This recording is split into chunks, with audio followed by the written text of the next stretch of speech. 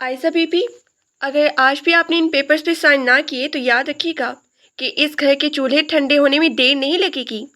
ताया अब्बा की आवाज़ ड्राइंग रूम की दीवारों से टकरा कर वापस आई थी। उनके लहजे में हमदर्दी कम और धमकी ज़्यादा थी। आयशा ने हाथ में पकड़ा चाय का कप धीरे से मेज़ पे रखा और ताया अब्बा की आंखों में आंखें डाल के देखा। ताया अब्बा, अब्बा की वफात को अभी 7 दिन भी नहीं गुजरे और आपको बिजनेस के कागजात की फिक्र खाई जा रही है। वैसे चूल्हे ठंडे होने की फिक्र आप न करें, अल्लाह का दिया बहुत कुछ है मेरे पास। जुबान दराजी मत करो आयशा, हम तुम्हारे बड़े हैं और तुम्हारे भले की ही सोचे हैं। अकेली लड़की इतनी बड़ी कंपनी कैसे संभालेगी? बाहर की दुनिया बहुत जालिम है, तुम्हें कच्चा चबा जाएंगी। चची ने सोफे पर पहलू बदलते हुए जहरआलूदा लहजे में कहा। चची जान, जालिम दुनिया से तो मैं बाद में निपट लूंगी, पहले जरा इन अपनों से तो फ्री हो जाऊं जो मेरे बाप की सौ खत्म होने का भी इंतजार नहीं कर सकी। आयशा का लहजा स्पाट था, लेकिन उसकी आंखों में एक अजीब सी चमक थी। देखो बेटा, शहरोज रहमान का तो नाम सुना ही होगा तुमने। ताया अब्बा ने अब लहजा थोड़ा नरम करने की कोशिश की। वो तुम्हारी कंपनी को खरीदने के लिए एड़ी चोटी का जोर लगा रहा है। वो मार्केट का शाख है। आयशा, इससे पहले कि वो तुम्हारी सारी प्रॉपर्टी को मट्टी के भाव खरीद ले, तुम ये सब हमारे नाम ट्रांसफ़र कर दो, हम इसे संभाल लेंगी। आयशा के लबों पर एक तंजिया मुस्कुराहट आई। शहरोज रहमान, वही जिससे अब्बा की पिछले साल डील कैंसिल हुई थी? हाँ वही। वो बहुत ही खतरनाक आदमी है। उसने अभी से तुम्हारे शेयर्स गिराना शुरू कर दिए हैं। चाचा ने पहली बार खामोशी तोड़ी। तो ठीक है ना ताया अब्बा, अगर वो इतनी ही खतरनाक है तो मैं खुद ही उसे जाकर मिलूंगी। आप लोग क्यों अपनी शुगर हाई कर रहे हैं? आयशा खड़ी होगी। और हाँ, आइंदा मेरे सामने इन कागजात का जिक्र मत कीजिएगा। मैंने फैसला कर लिया है, कल से मैं ऑफिस जा रही हूँ। तुम पागल हो गई हो? ताया अब्बा चलाए, लोग क्या कहेंगे? अभी तुम्हारे सर से बाप का साया उठा है और तुम बन संवर के ऑफिस जाओगी, खानदान में नाक कटवाओगी हमारी। आयशा दरवाजे की तरफ बढ़ते हुए रुकी। नाक तब करती है ताया अब्बा जब इंसान दूसरों के टुकड़ों पे पले। मैं अपने बाप की मेहनत को उन लोगों के हाथ में नहीं जाने दूंगी जो सिर्फ गिद्धों की तरह उस पर नजरें जमाए बैठे हैं। वो ऊपर अपने कमरे में आ गई, लेकिन उसका दिल जोर जोर से धड़क रहा था। उसने अलमारी से अपना लैपटॉप निकाला और सर्च बार में टाइप किया, शहरोज रहमान। सामने एक बहुत ही पुरएतमाद और पुख्ता चेहरे वाले मर्द की तस्वीर आई। गहरी संजीदा आंखें और चेहरे पर एक ऐसी सख्ती जो बता रही थी कि ये शख्स जो चाहता है वो छीन कर ही दम लेता है। तो आप हैं वो शाख जिससे मुझे सब डरा रहे हैं। आयशा ने बड़बड़ाते हुए स्क्रीन पर हाथ फेरा। देखते हैं आप में कितनी हिम्मत है। अगली सुबह आयशा जब ऑफिस पहुंची तो माहौल बिल्कुल बदला हुआ था। हर तरफ सरगोशियां हो रही थी। वो सीधी अपनी कैबिन की तरफ जा रही थी कि उसकी सेक्रेटरी ने उसे रोका। मैडम, वो शहरोज रहमान आए हुए हैं। शहरोज रहमान यहाँ मेरी ऑफिस में? आयशा हैरान रह गई। उन्हें किसने बुलाया? वो कह रहे हैं कि उनकी मीटिंग आपके वालिद के साथ फिक्स थी, लेकिन अब वो आपसे मिलना चाहती हैं। आयशा ने एक लंबा सांस लिया और अपने दुपट्टे को दुरुस्त किया और सर ऊंचा करके कॉन्फ्रेंस रूम की तरफ बढ़ गई। जैसे ही उसने दरवाज़ा खोला, सामने वाली कुर्सी पर एक शख्स पुश्त करके बैठा था। काफ़ी हिम्मत है आप में आयशा साहिबा। जिस दिन कुर्सी संभाली उसी दिन मौत का सामना करने का शौक चुराया है आपको। शहरोज ने कुर्सी घुमाए बगैर अपनी भारी आवाज में कहा। मौत? आयशा ने कुर्सी खींच कर उसके बिल्कुल सामने बैठते हुए जवाब दिया। मुझे तो लगा था कि मैं एक बिजनेसमैन से मिलने आई हूँ, लेकिन यहाँ तो कोई फिल्मी डायलॉग बोलने वाला बैठा है। शहरोज ने आहिस्ता से कुर्सी घुमाई। उसकी नजरें इतनी तेज थी कि आयशा को एक लम्हे के लिए कपकपी महसूस हुई, लेकिन उसने खुद पर काबू पाया। बिजनेस और फिल्म में ज़्यादा फर्क नहीं होता आयशा, बस यहाँ रीटेक का मौका नहीं मिलता। आपके वालिद ने ये गलती की थी जिसकी कीमत अब आपको चुकानी पड़ेगी। शहरोज ने एक फाइल उसकी तरफ उछाली। ये क्या है? आयशा ने फाइल खोली। आपकी कंपनी के 30% शेयर्स जो अब मेरे हैं।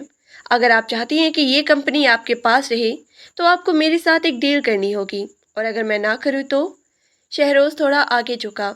उसके परफ्यूम की तेज खुशबू आयशा के हवासों पर छाने लगी। तो फिर आप कल से इस ऑफिस में एक आम मुलाजिम की तरह दाखिल होंगी, बॉस बनकर नहीं। आयशा ने फाइल बंद की और मुस्कुरा दी। शहरोज साहब, आपको शायद गलत फहमी हुई है।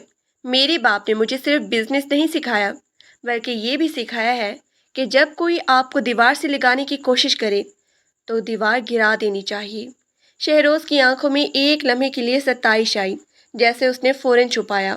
دیوار گرانے کے لیے ملبے کے نیچے دبنے کا حوصلہ بھی ہونا چاہیے۔ وہ تو وقت بتائے گا۔ فی الحال آپ میرے آفس سے باہر جا سکتے ہیں، میرا کام کرنے کا وقت شروع ہو رہا ہے۔ آئزہ نے اشارے سے دروازہ دکھایا۔ شہروز کھڑا ہوا، اپنے کوٹ کے بٹن بند کیے اور باہر نکلتے ہوئے رکا۔ ہم بہت جلد دوبارہ ملیں گے آئزہ، لیکن اگلی بار آپ میرے آفس آئیں گی، اور وہ بھی خالی ہاتھ۔ اس کے جانے کے بعد عائشہ کرسی پر ڈھیر ہو گئی۔ اس کے ہاتھ کانپ رہی تھی۔ اسے اندازہ ہو گیا تھا کہ دشمن جتنا باہر ہے، اس سے کہیں زیادہ اس کے اپنے گھر کے اندر چھپا بیٹھا ہے۔ شام کو جب وہ گھر پہنچی تو تایا ابا اور چچا لاؤنج میں کسی سے فون پہ بات کر رہی تھی۔ جیسے انہوں نے عائزہ کو دیکھا، فون کاٹ دیا۔ کیا بات ہے تایا ابا؟ کوئی خاص خبر؟ عائزہ نے بیگ میز پہ رکھتے ہوئے پوچھا۔ کچھ نہیں، بس تمہارے لیے پریشان تھے۔ سنا ہے شہروز تمہارے آفس آیا تھا؟ چچا نے تجسس سے پوچھا۔ جی آیا تھا، لیکن وہ کچھ بھول گیا تھا، میں نے اسے یاد دلا دیا۔ عائزہ نے کچن کی طرف جاتے ہوئے کہا۔ کیا مطلب؟ کیا بات ہوئی؟ تایا ابا اس کے پیچھے آئے۔ یہی کہ میرا بزنس سیل پر نہیں لگے گا، آپ لوگ آرام کریں، میں کھانا لگواتی ہوں۔ رات کے اندھیرے میں عائزہ اپنی بالکنی میں کھڑی سوچ رہی تھی۔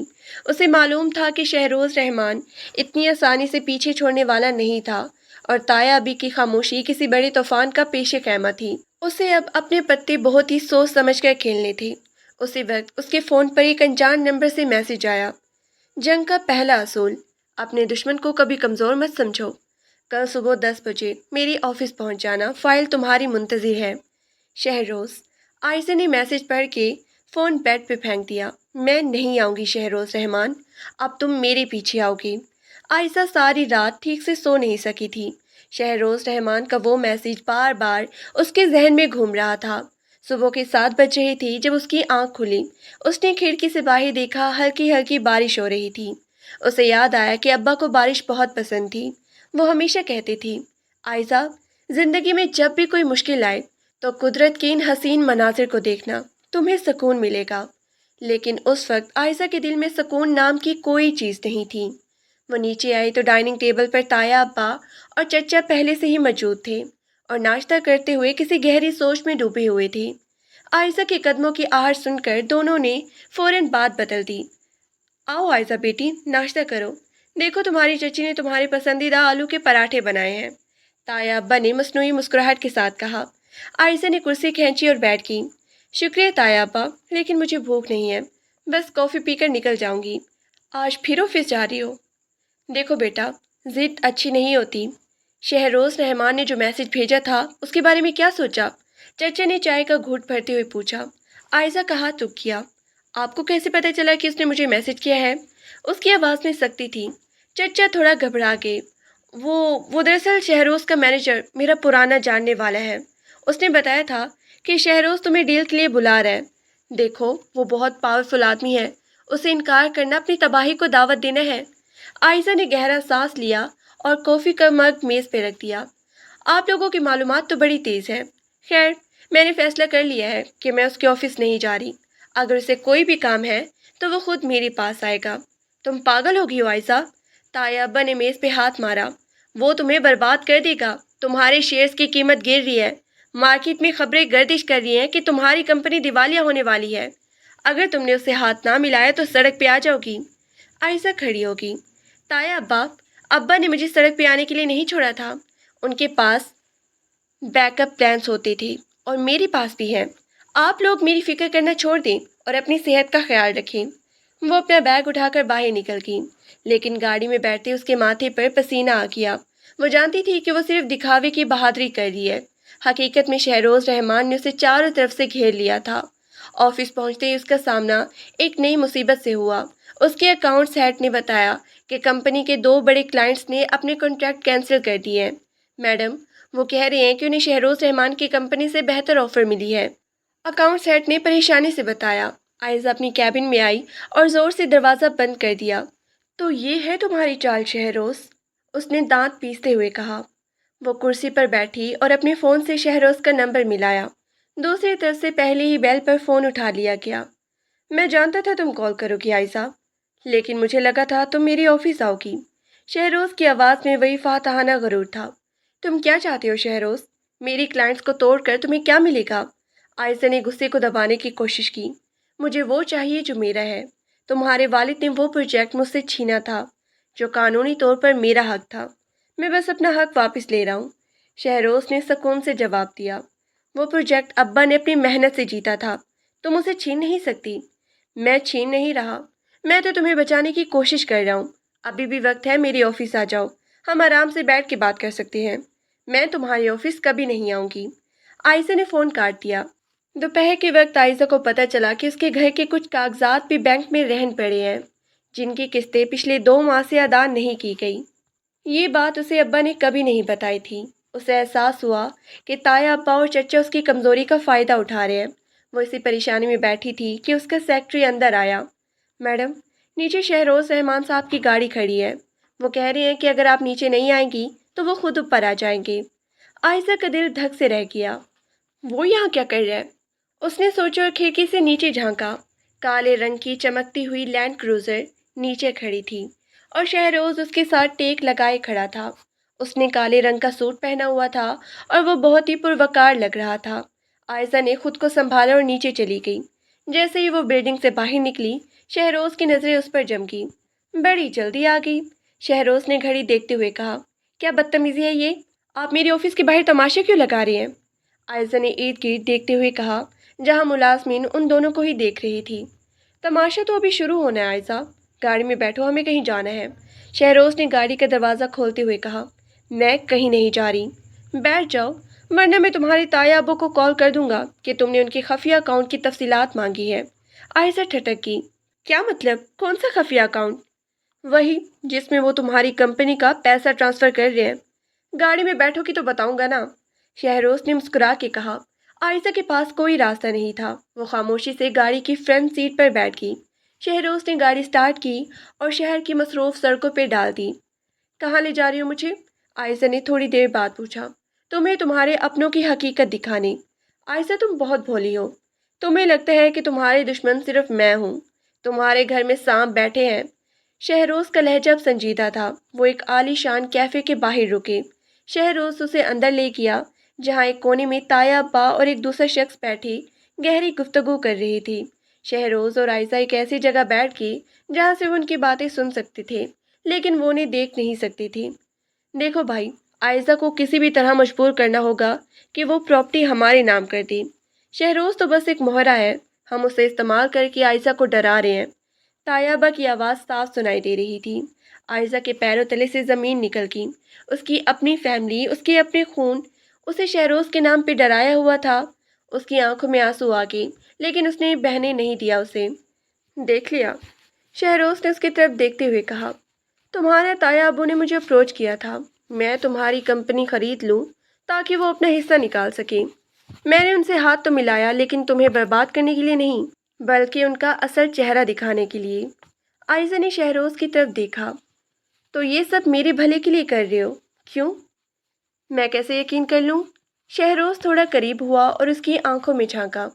मुझ पे यकीन मत करो आयशा, बस अपने आप पे यकीन रखो। मैं एक बिजनेसमैन हूँ और मुझे इस कंपनी में अपना फ़ायदा नज़र आता है, लेकिन मैं धोखेबाजों के साथ काम नहीं करता। अब मैं क्या करूँ?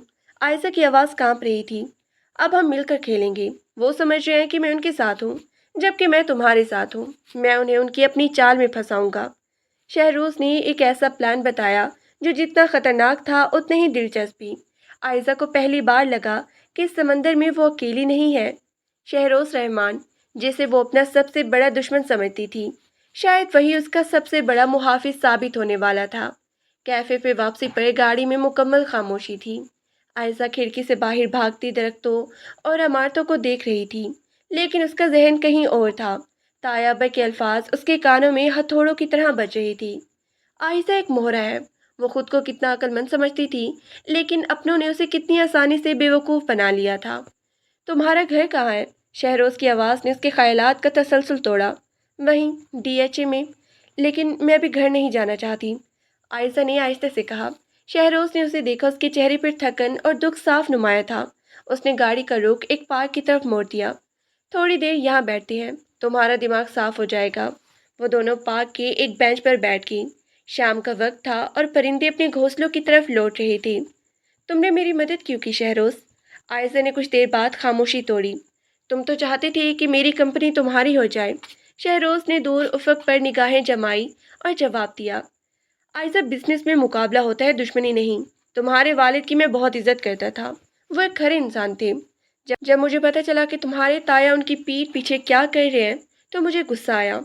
मैंने सोचा कि अगर मैंने तुम्हारी कंपनी भी छीन ली तो वो उन लोगों के हाथ में चली जाएगी जो उसके हकदार नहीं है। आयशा ने उसे हैरत से देखा।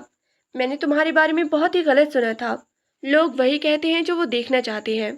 शहरोज ने कंधे उचकाए। अब सवाल ये है कि तुम क्या करोगी। तुम्हारे ताया और चचा को लग रहा है कि तुम टूट रही हो। वो जल्द ही फाइनल्स पेपर लेकर तुम्हारे पास आएंगे। मैंने वो कागजात दे दूंगी। आयशा ने अज़म से कहा। शहरोज चुप किया। क्या? हाँ, लेकिन वो कागजात असली नहीं होगी। शहरोज, मुझे तुम्हारी मदद चाहिए। क्या तुम ऐसे वकील का इंतज़ाम कर सकते हो जो मेरे ताया के लिए काम करता हो, ज़ाहिर हो, लेकिन हकीकत में तुम्हारा आदमी हो। आयशा की आंखों में अब वही चमक थी जो उसके बाप की पहचान थी। शहरोज के लबों पर मुस्कुराहट आ गई। अब आई ना तुम अपनी असल फॉर्म में। वकील का इंतज़ाम हो जाएगा, लेकिन तुम बहुत ही मोहतियात रहना होगा। वो लोग शक कर सकते हैं। फिक्र मत करो, अब मैं वही करूँगी जो वो देखना चाहती हैं।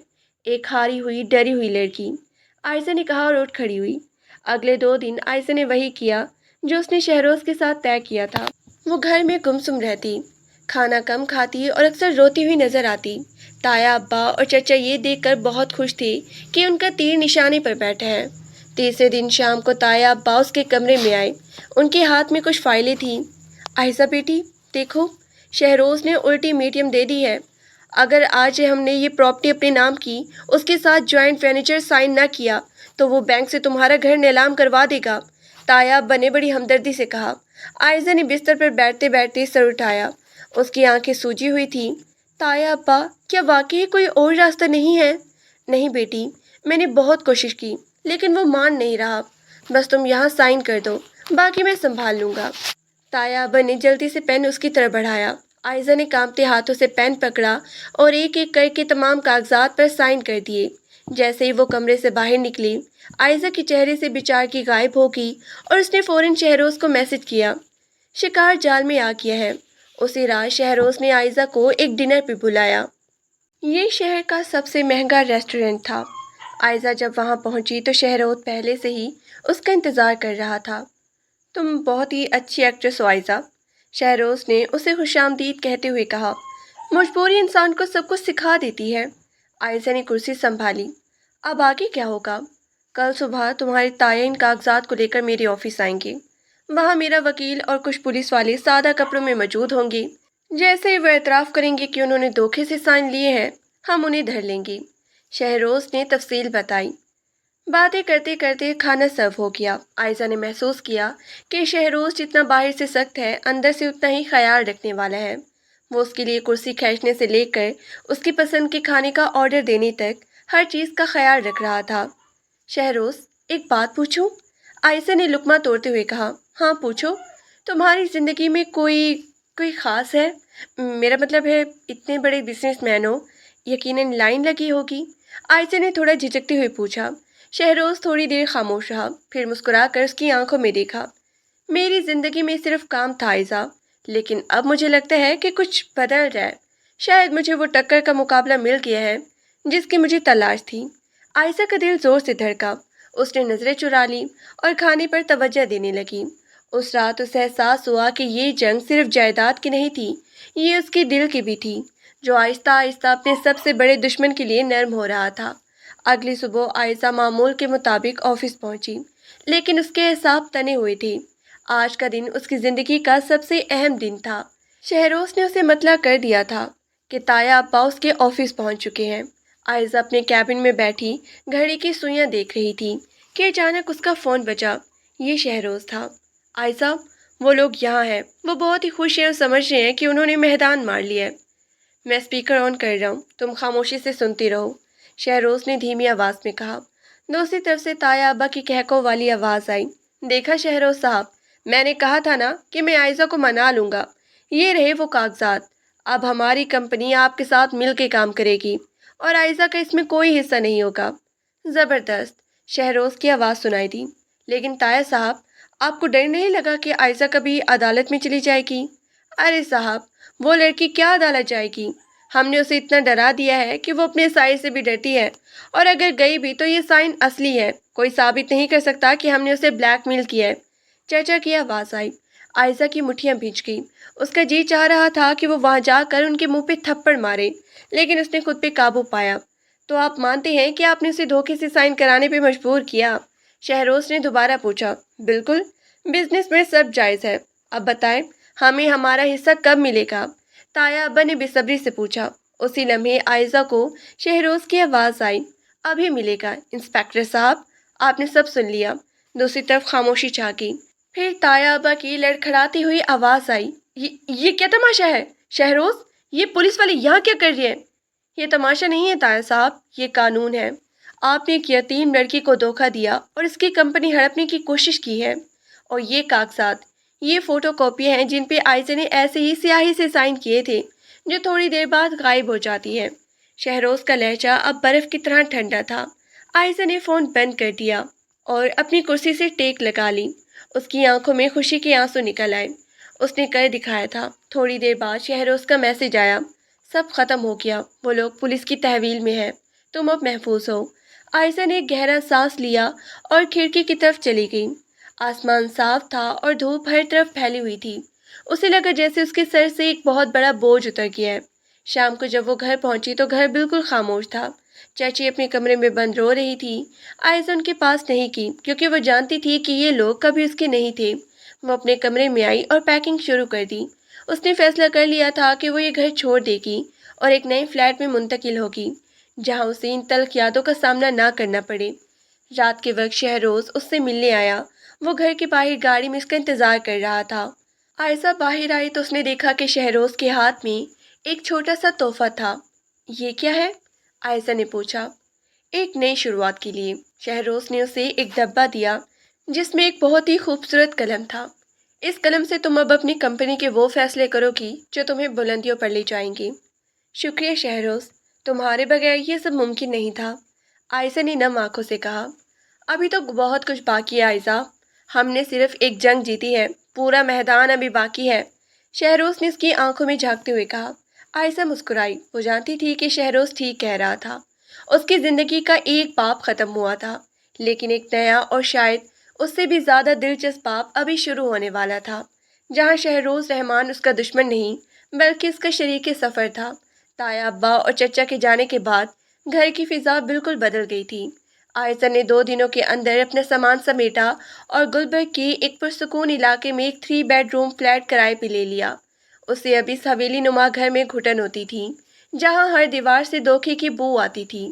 آفس میں بھی اب عائزہ کا رعب پہلے جیسا نہیں رہا تھا، بلکہ اس سے بڑھ گیا تھا۔ اب ملازمین اسے صرف صاحب کی بیٹی نہیں سمجھتی تھی، بلکہ وہ جان گئی تھی کہ اس لڑکی میں اپنے باپ کے دشمنوں کو دھول چٹانے کی پوری صلاحیت ہے۔ پیر کو صبح جب وہ اپنی کیبن میں پہنچی تو میز پر ایک دعوت نامہ رکھا تھا۔ یہ سٹی بزنس فورم کی طرف سے ایک بڑے سیمینار کا دعوت نامہ تھا، جہاں شہر کے تمام بڑے بزنس ٹائکونز اکٹھے ہونے والے تھی۔ عائزہ نے کارڈ کھولا تو اس پر شہروز رحمان کا نام بطور مین اسپیکر درج تھا۔ تو اب پبلک میں سامنا ہوگا، عائزہ نے مسکراتے ہوئے سوچا۔ اس نے فوراً اپنی سیکرٹری سارا کو بلایا۔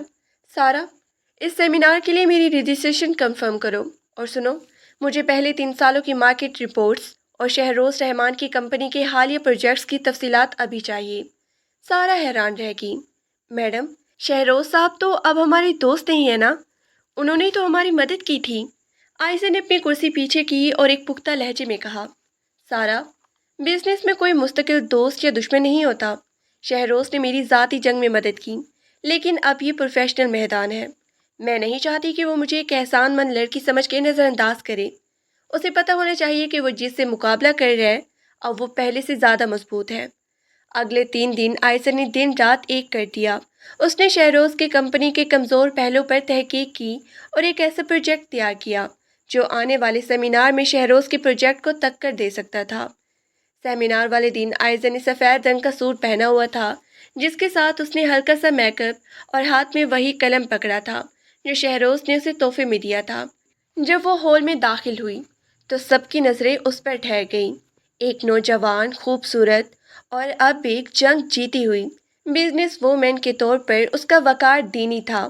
شہروز اسٹیج پہ کھڑا اپنی تقریر ختم کر رہا تھا، جیسے ہی اس کی نظر ہال کے آخری دروازے سے داخل ہوتی آئزہ پہ پڑی، اس کے جملے میں ایک لمحے کا وقفہ آیا جسے شاید اس کے علاوہ کسی نے محسوس نہیں کیا۔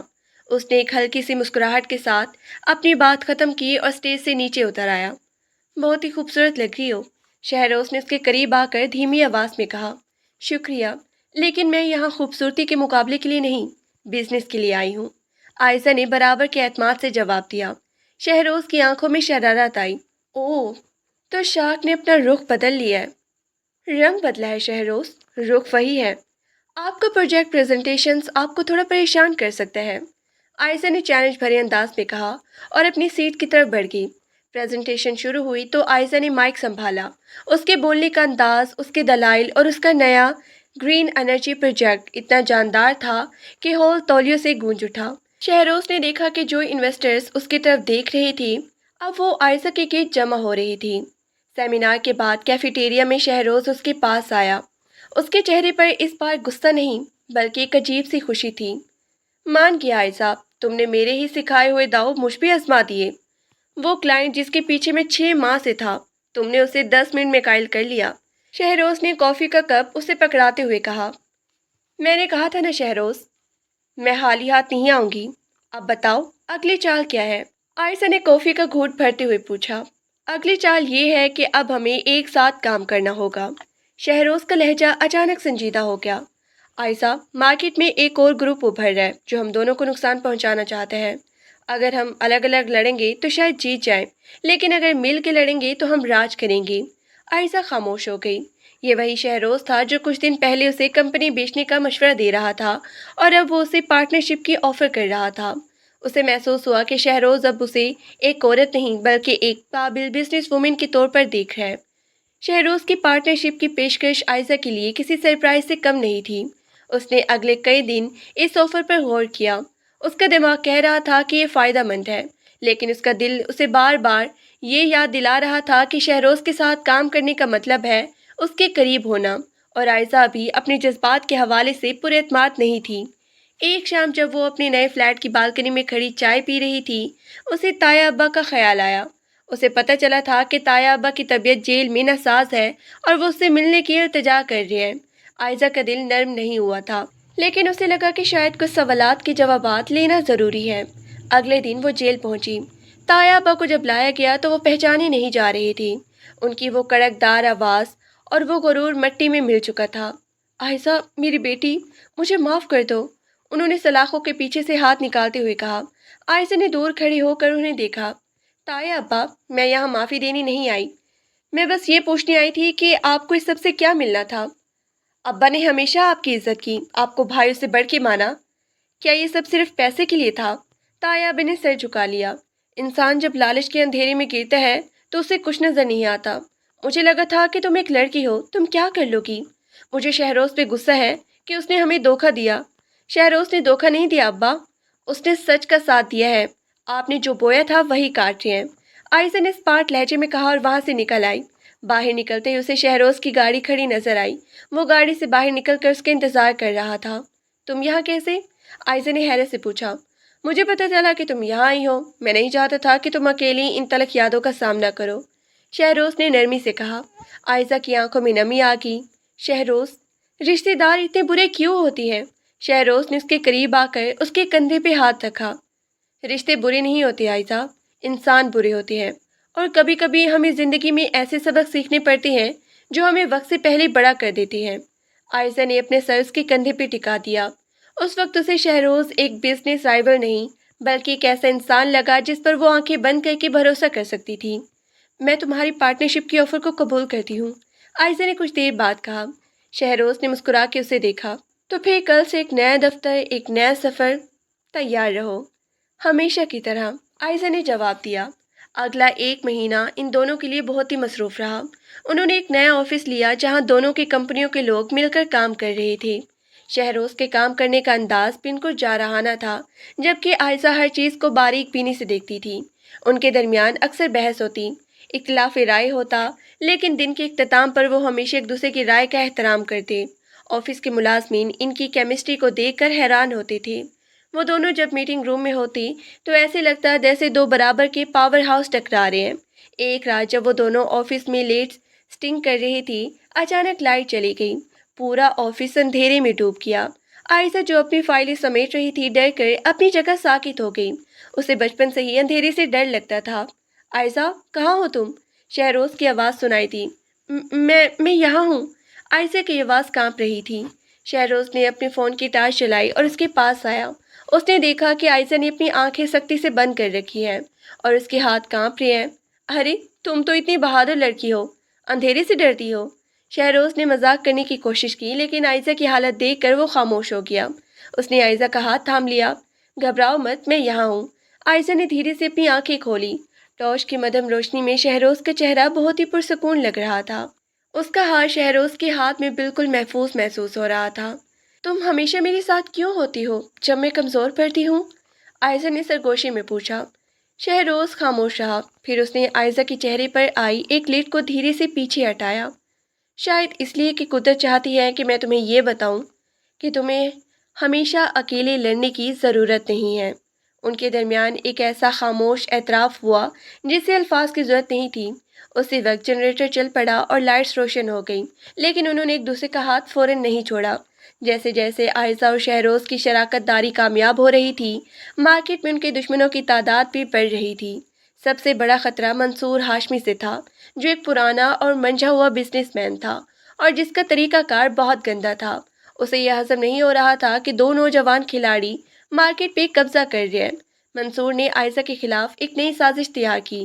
اس نے سوشل میڈیا اور اخبارات میں یہ خبریں پھیلانا شروع کر دی کہ عائشہ نے اپنی تایا کو جیل بھجوانے کے لیے شہروز کے ساتھ ناجائز تعلقات کا سہارا لیا ہے اور یہ کیس کمپنی کے فنڈز میں خرد برد ہوئی ہے۔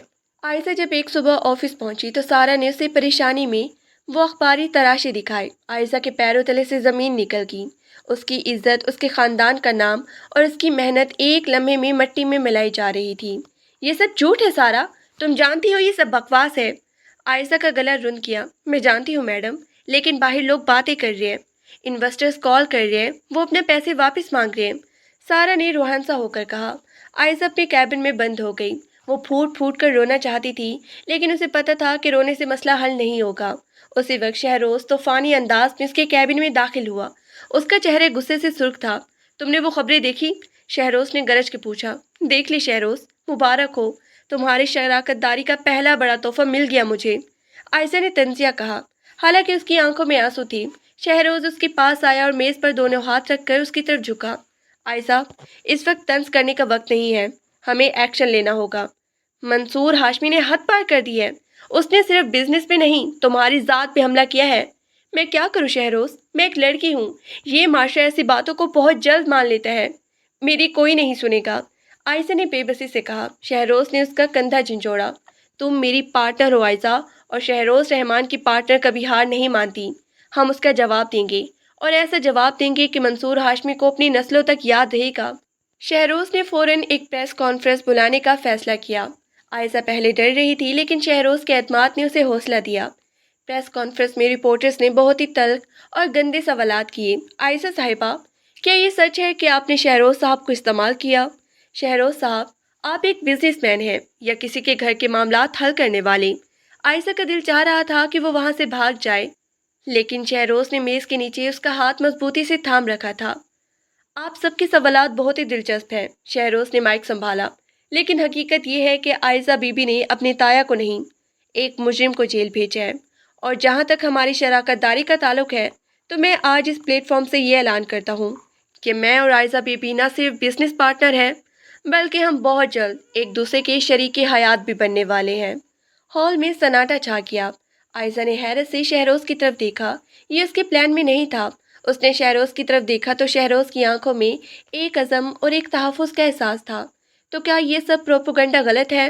ایک رپورٹر نے پوچھا۔ پروپیگنڈا ہمیشہ غلط ہوتا ہے۔ منصور ہاشمی کے خلاف ہمارے پاس تمام ثبوت موجود ہے کہ انہوں نے کس طرح ان خبروں کے لیے پیسے دیے ہیں۔ کل تک ان کے خلاف ہر جانے کا دعویٰ کر دیا جائے گا، شہروز نے دو ٹوک لہجے میں کہا۔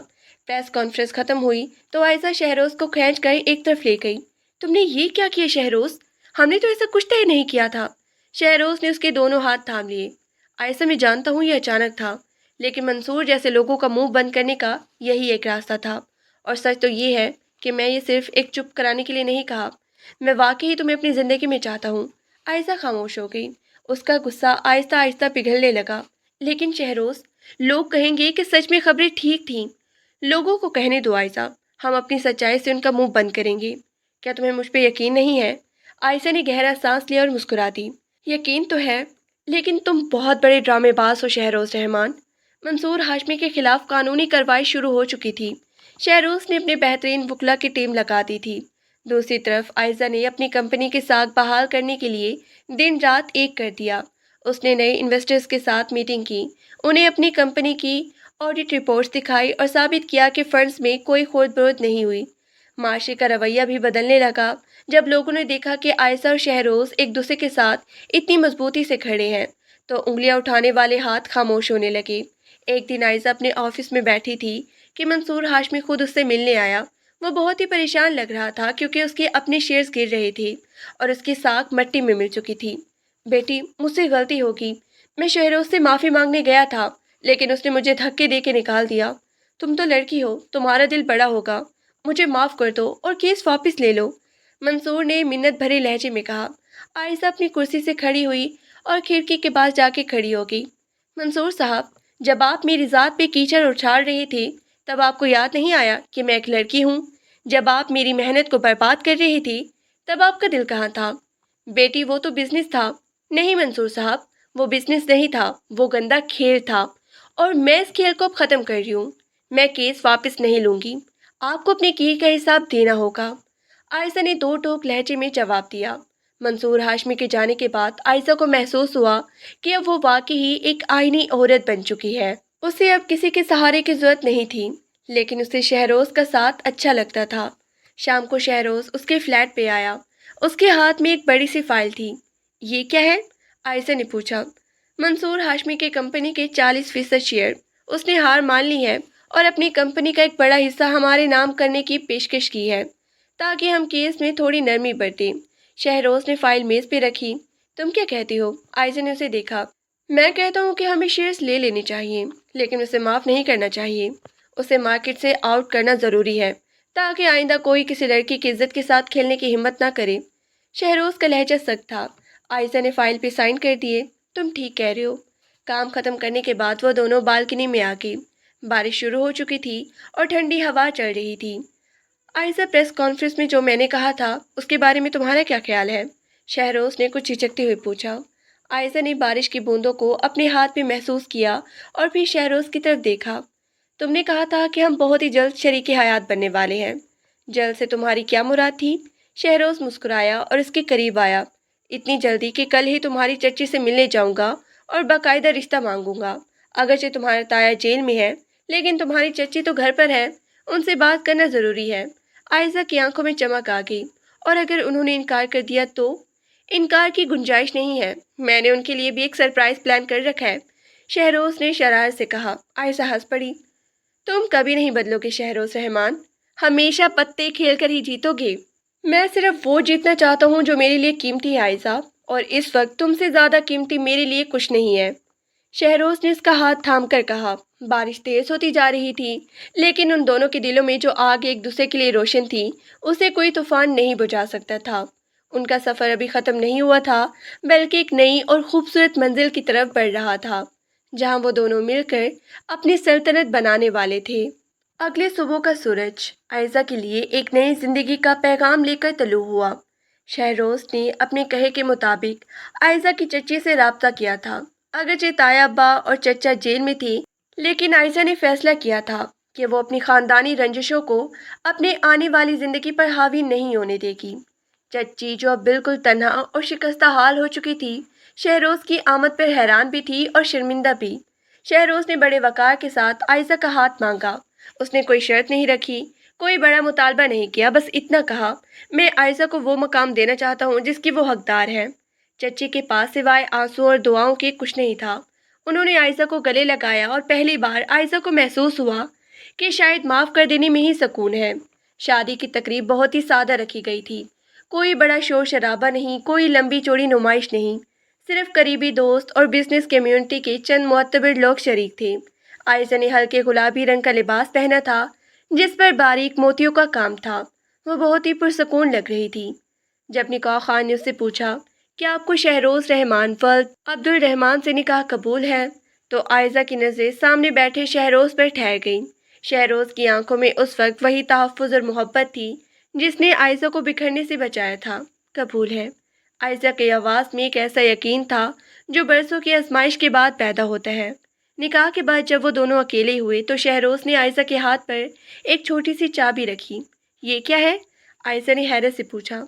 तुम्हारे उस पुराने घर की चाबी। मैंने तुम्हारे तायाबा के कर्जे उतार कर उसे बैंक से छुड़वा लिया है। अब वो घर तुम्हारा है, शहरोज ने नरमी से कहा। आयशा की आंखें भर आईं। लेकिन शहरोज, मैंने तो वो घर छोड़ दिया था। वो तुम्हारे बाप की निशानी है आयशा। तुम वहाँ रहो या ना रहो, लेकिन कोई और उस पर कब्जा नहीं कर सकता। मैं चाहता हूँ कि तुम अपनी जड़ों से जुड़ी रहो, क्योंकि तुम्हारी हिम्मत वहीं से शुरू हुई थी। शहरोज ने उसका हाथ थाम के कहा। शहर के सबसे बड़े बिजनेस टावर की आखिरी मंजिल पर एक शानदार ऑफिस तैयार हो चुका था। बाहर की तख्ती पर बड़े हरूफ में लिखा था A&S गोल्डन ग्लोबल हॉल्ट्स। ये सिर्फ दो कंपनियों का इत्तेहाद नहीं था, बल्कि दो ज़हीन दिमागों और दो सच्चे दिलों का इत्तेहाद था।